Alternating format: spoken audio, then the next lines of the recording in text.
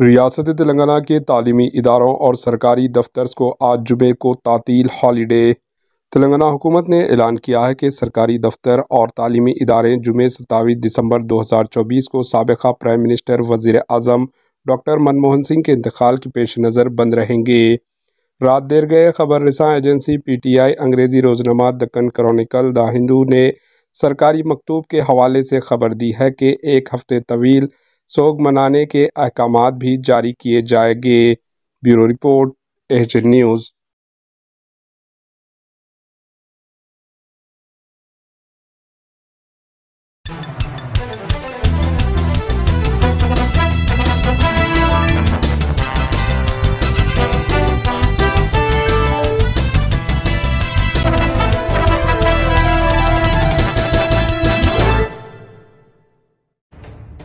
AHN news के YouTube channel को subscribe करें और बेल आइकन को दबाना ना भूलें ताकि आपको हर नई आने वाली वीडियो का नोटिफिकेशन बर वक्त मिल सके।